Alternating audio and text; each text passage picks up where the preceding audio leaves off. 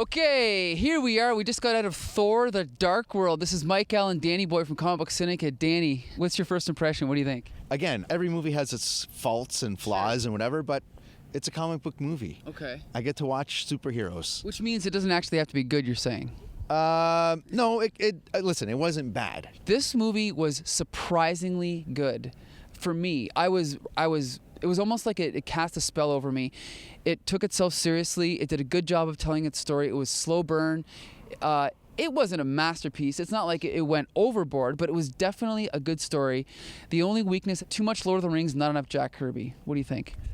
Yeah, I was a little surprised, though. I didn't know if it should be called Attack of the Space Elves. I was a little confused. There seemed to be a little Star Wars to it. There was a lot of Star Wars in this movie. Yeah, so that kind of confused me a little bit. But yeah, there was a medieval bit to it. I think, yeah, it kept it going. The pace was good. Big fan of Loki. What did you think of Loki in this movie? He's always sexy. I don't know. Okay, now seeing this movie, what was the one thing that stuck out as your favorite part of the movie? Did you like the story or? Yeah, I didn't really care about the story. Like I told you ahead of time, I was literally just coming to watch Loki. Yes, but the viewers don't know that. You have to tell the viewers. Loki got to redeem himself, so I'm happy. I liked that it was more fantasy and less comic book. I identified with it more. It was a good mix of like just a little bit of sci-fi with the space aliens. Sure. I don't know about the space elves. I feel like Anthony Hopkins looked less like a cartoon with an eye patch this time, but they just replaced that with these fun. They look like, what are those, Teletubbies? Their faces look like Teletubbies, the space elves. I don't like the humor.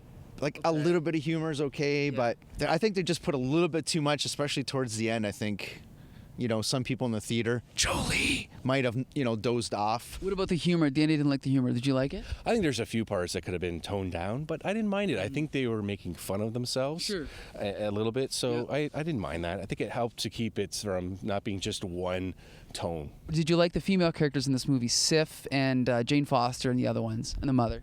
No, I think they are all cliches. In what way? Viking one. She is in love with Thor because he's the sexiest god around and tries to be all, I'm just your friend, but we should And Jane thinks she's cooler than she is. And Thor's mom didn't have to do what she did. She had to sacrifice herself, though, didn't she? Have to. She could just run away with Jane. Wouldn't that have been the cliche thing to do for a woman, is to run away? She would still be alive.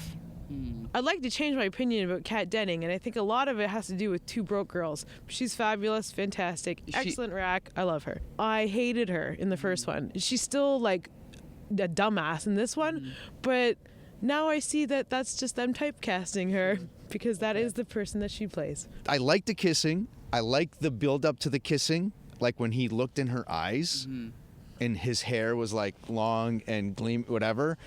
And then she looked at him and he looked at her and he was like, Jane Foster, I will strike thee with this huge hammer. I don't remember that line. Chris Hemsworth, still a bit of a weak lead as Thor, in my opinion. Do you know what? He's too soft. He's not like enough of a jock. He seems literate. He's also, you know what? I don't think he's enough. He doesn't have as strong a personality as he should to push the story. It's almost like Loki's the star and Loki's pushing the story a little bit. Oh, yeah. And I think they're banking on that. They haven't done a great job of adapting Jack Kirby, but they did do a good job of repackaging it for like a modern Lord of the Rings, Game of Thrones audience. Yeah, I think they tried to make some attempts with the Kirby. Overall, though, I think they tried to get a little bit of everything in there. You had Curse. It was really cool. Yes. So there was a lot of that, trying to keep bringing those things in for the fans. They take like a villain like Malekith, who's like, in the comic, he's a pretty in-depth character and it's hard to like translate that. You know what I mean? Yeah. I think Thor kicked ass. He beat the snot out. I counted like 47 people. Okay, so 46. Is there anything they could do in the third movie that would make it better, do you think? More Loki. Okay, besides Loki... Sorry, I told you. I was coming here for Loki. Okay, besides Loki, is there anything else you think is good about this movie? And just not including Loki. I'm tired of watching Thor smash into things. Okay. He didn't really have much to do. He didn't have much to say in this movie, eh? Yeah. Thor just kind of runs around. It's stupid. Yeah. I think one of the weaknesses is almost like there wasn't much dialogue. It was a lot of spectacle. What do you think? Sure. Concur. I was surprised. Like, it's better than most of the recent Marvel movies. It is, and I was listening to you guys talk about how they didn't capture a Kirby comic, but it's like, well, they did the Rainbow Bridge pretty rainbowy before, and it was like a cartoon. Which is good. The first movie looked too much. It was just like hokey potatoes. Like it just looked cartoony to me. But this, I think, was an excellent treatment and interpretation. Good treatment, a good movie, surprisingly good movie. Thor 2, better than the first one. Go and see it.